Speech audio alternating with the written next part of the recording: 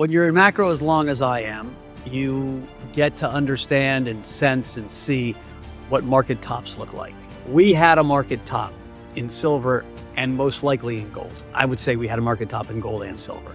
What does that mean? It means for the foreseeable future, we're not getting back to those prices. What are tops, the characteristics of tops? One is a spectacular spike in volume, which we had in both silver and gold. A spectacular spike in narrative, which we had central banks buying, Tether buying $4 billion of gold, all the story out. If you add 1 basis point of allocation to gold, how much it moves the price, perfect narrative, just price action, right? Silver is 35% off the highs. Silver had gone to 85% above its 15-week moving average. If you look back 30 years, it had never been more than 55%. The markets are flashing warning signs that should make every investor pause. Gold and silver just suffered one of the sharpest reversals in decades, wiping out gains in days after what looked like unstoppable rallies. The S&P 500 is trading at its second highest valuation in 155 years, sitting just below the dot-com bubble peak. Meanwhile, Bitcoin, the asset expected to be this year's undeniable standout, has retreated from its early year highs into the mid-60s, leaving even long-time believers wondering whether the bullish narrative still holds. This is not normal market movement. Something deeper is happening beneath the surface, and the appointment of Kevin Worsh as the new Fed chair nominee has sent shockwaves through every corner of finance. Inflation bets are reversing, safe haven trades are collapsing, and Bitcoin, which many expected to break past $100,000 and never look back, is instead stuck in what veteran investor Mike Novogratz calls frustratingly painful territory. Novogratz, one of the loudest voices in crypto, is no longer sugarcoating reality. He admits this was supposed to be Bitcoin's moment, yet the asset has underperformed, leaving even the most devoted holders shaken. Phones were ringing off the hook over the weekend as investors watched their positions melt like ice cubes. The crypto dream that felt unstoppable just weeks ago now faces its biggest test yet. Let's hear directly from Mike Novogratz in his interview with Anthony Scaramucci for more insights. Please don't forget to like, subscribe, and enable notifications. Thanks for tuning in. Enjoy the rest of the video. When you're in macro as long as I am, you get to understand and sense and see what market tops look like, right? We had a market top in silver and most likely in gold. I would say we had a market top in gold and silver. What does that mean? It means for the foreseeable future, we're not getting back to those prices. What are tops, the characteristics of tops? One is a spectacular spike in volume, which we had in both silver and gold. A spectacular spike in narrative, right? Which we had central banks buying, Tether buying $4 billion of gold, all the story out. If you add 1 basis point of allocation to gold, how much it moves the price, perfect narrative, and just price action, right? Silver is 35% off the highs. Silver had gone to 85% above its 15-week moving average. If you look back 30 years, it had never been more than 55%. And so on any momentum indicator, any overextended, it was as overextended as it's ever been by almost double. And then you get a trigger. The trigger happened to be Kevin Worsh, and I'll get to him in a second. And you see the unwind. What normally happens after this unwind is you'll bounce up and you'll try to look like all the people that missed it the first time will buy it, and it will get about 2/3 of the way, and it'll roll back over. At that point, it's a better short, even though the story doesn't change. Debasement of currency. So what happened to create that final surge and then spark? The surge came out of Davos. It came out of the Carney speech. It came out of Pierce Starmer saying you can't trust the U.S. It came out of the U.S. saying, in lots of ways, we're going to be a lot more isolationist and not globalist, really strongly. And people saying, okay, then you're not going to be the reserve currency. And because we can't buy China and the other currencies aren't great, our outlet's gold and silver. And so gold and silver became the easy reflexive buy to, bad US or at least different US in Davos. Now you have a fire all set up just for the spark to reverse. And that spark was Kevin Worsh. And Trump is savvy, right? He was losing control of the market a little bit. And you pivot away. You got to feel bad if you're Rick Reeder, because you're thinking, what if they pick me? No one was going to trust me. Like Rick and Kevin are pretty similar guys, right? They both are men of integrity. They both have a lot of market experience and a lot of market respect. I would say Rick more than Kevin, because a lot more people know Rick than know Kevin.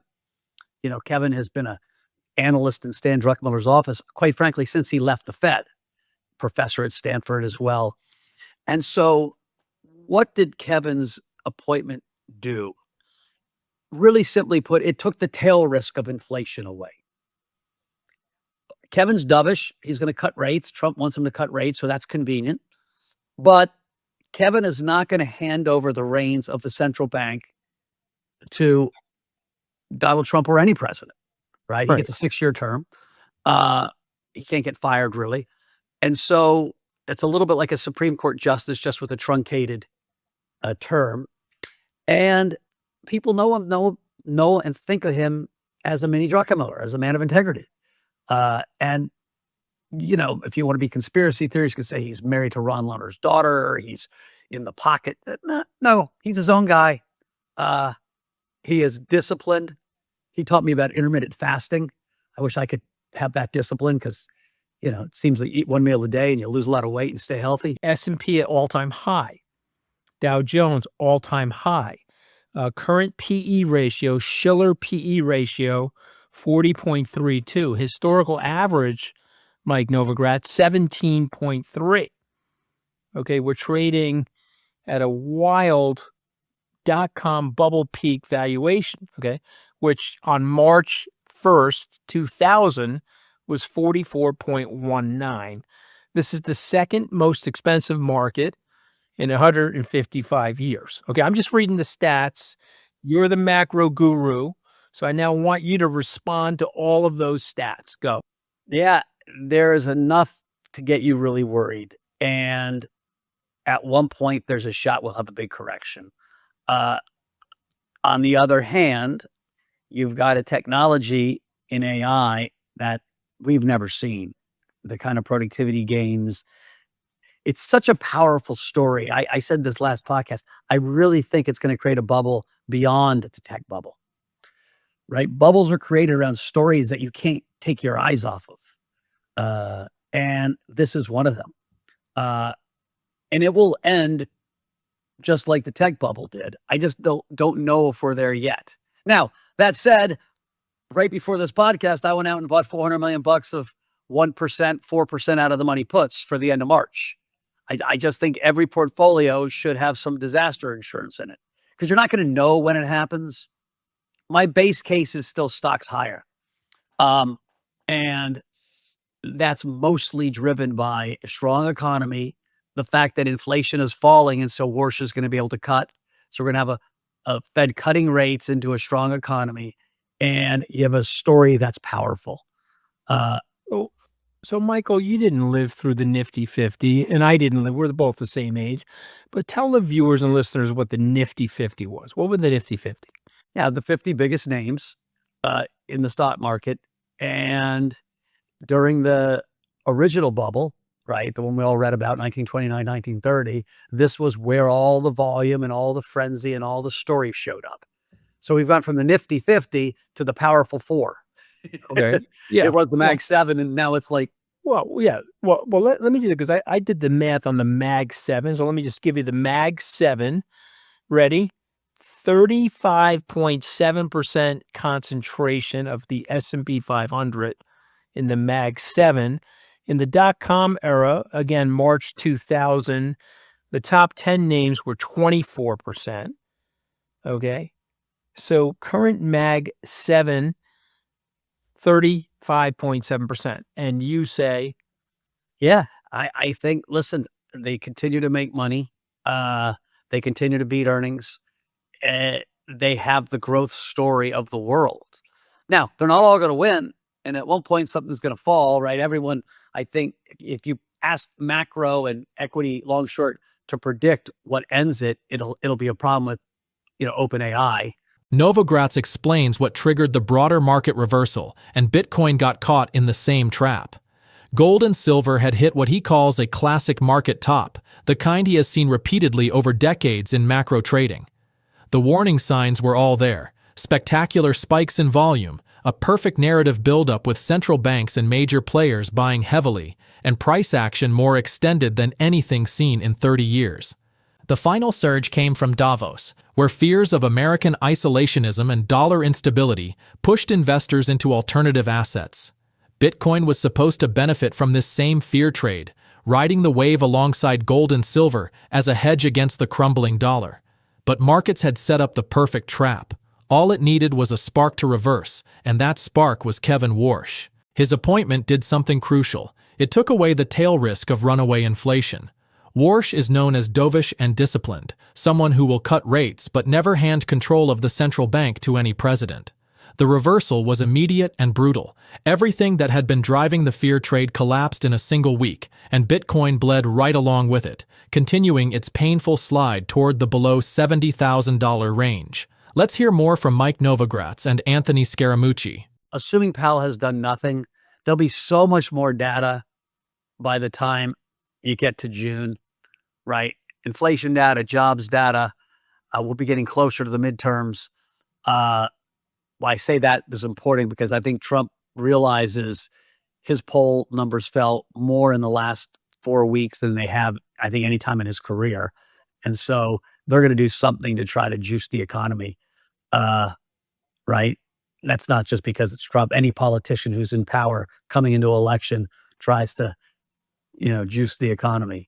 And so my guess is you're not doing a thing. You're sitting there. Okay, so now we're stopping the play acting. Chairman Kevin, he gets approved, assuming Tillis, everybody gets on board, and the criminal proceedings go away for Jerome Powell. Chairman Worsh, no rate cut in his first 2 meetings?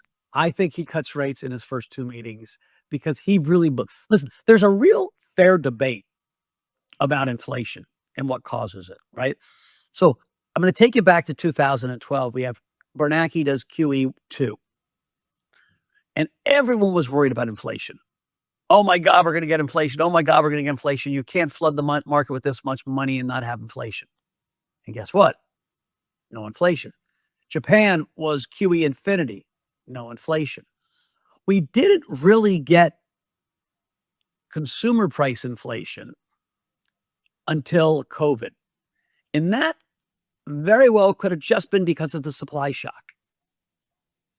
And so, Anthony, we might look back 20 years from now and have studied these 40 years and said, technology, measured or unmeasured, and globalization did such an amazing job of keeping consumer inflation low that there was nothing that could raise it. That the only thing that got it up was supply shocks, right? Tariffs were a version of a supply shock. But as tariffs go away, the pounding of productivity, a pounding of excess labor, with productivity gains, with outsourcing, with, water falling to its equilibrium level, if you want to think about it globally, as opposed to just in your own little pond. Maybe that's just the mega deflation trade. And that's what everyone got wrong in 2013 and 2014 and 2015 when they thought inflation was coming. And so if that argument tends to be the right one, Worsh can bring rates back down to 2%.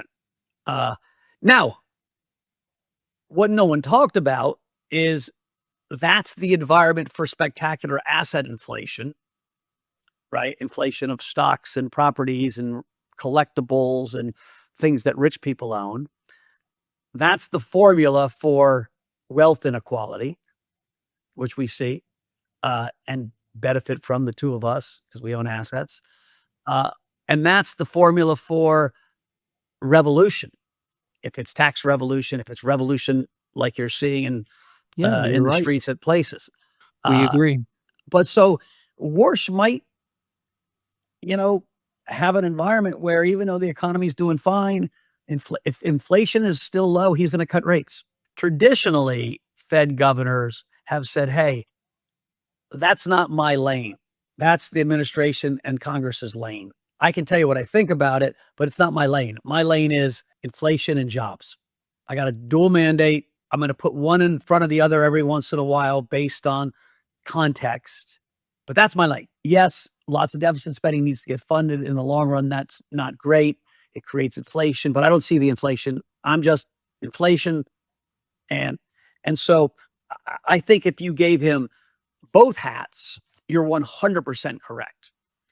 What is surprising is we would have said the same thing about Besant, and the reality of politics has not allowed Besant to carry through on that commitment to, he was trying to get the deficits down to 4%, let alone, 3%, let alone 3% by the end of his term, right? I think we're stuck at 6.5 or 7 right now. No real change. Anthony, when I worked at the Office of Management and Budget as a 19-year-old GS4, I learned that 4% deficits were code red, and you only should run them in times of big structural recession, right? This is Keynesian economics. When the economy sucks, you should spend extra, and you should run a surplus or tighten when the economy is hot. Now we're hoping to get to 3%. He's now changed that to 4 by the end of the term, hoping for what used to be code red. It's not completely apples and apples because we didn't have the entitlement spending that's continuing to grow that we have right now, right? Social Security, Medicare, Medicaid is literally 50% of total federal spending. I think that's the right number. You can check me on it. But we've gotten too comfortable with spending other people's money, and that's hard to fix. And I don't know what's going to fix it. What makes this moment so dangerous is the context. Novogratz warns that we are in one of the most overvalued markets in history. The current price-to-earnings ratio sits at 40.32, more than double the historical average of 17.3. Only the March 2000 dot-com peak was higher. This is not a market built on solid ground. It is a market built on stories, and the biggest story right now is artificial intelligence. Novogratz believes AI will create a bubble even larger than the tech boom of the late 1990s. The productivity gains and narrative power are too compelling for markets to ignore. But bubbles always end the same way, with violent corrections that wipe out those who stayed too long. For Bitcoin, the failure to capitalize on this environment is alarming. This should have been the perfect storm: a Fed preparing to cut rates, inflation fears still lingering, geopolitical uncertainty rising, and institutional money pouring in. Yet Bitcoin has not delivered. Novogratz traces the problem back to the breakdown of conviction. When Bitcoin was a movement, it was resilient. Now that it is being treated as just another tradable asset, it is vulnerable to the same selling pressure as everything else. The concentration of wealth in markets is another ticking time bomb. The Magnificent Seven stocks now make up 35.7% of the S&P 500, far exceeding the 24% concentration of the top 10 stocks during the dot-com era. This kind of crowding creates fragility. If one of those giants stumbles, the entire market could follow. Novogratz sees this playing out in real time, with 4 companies essentially running the entire index. Despite the pain, Novogratz still believes in the long-term case for Bitcoin, but he is no longer pretending the path will be smooth. The asset has entered a phase where its identity is being tested. Is it revolutionary technology or just another speculative trade? The answer will determine whether Bitcoin survives the next crash or gets crushed beneath it. For now, the market is holding its breath. Kevin Worsh brings credibility and discipline to the Fed, but he also brings the possibility of rate cuts that could reignite risk appetite. If that happens, Bitcoin might get another chance. But if the economy weakens or markets crack before then, the real test begins. Do you think Bitcoin's painful slide is exposing the fatal flaws? Or is this just the shakeout before the real surge begins? Let's have your view on this in the comments below. Thanks for watching. Please don't forget to like and subscribe.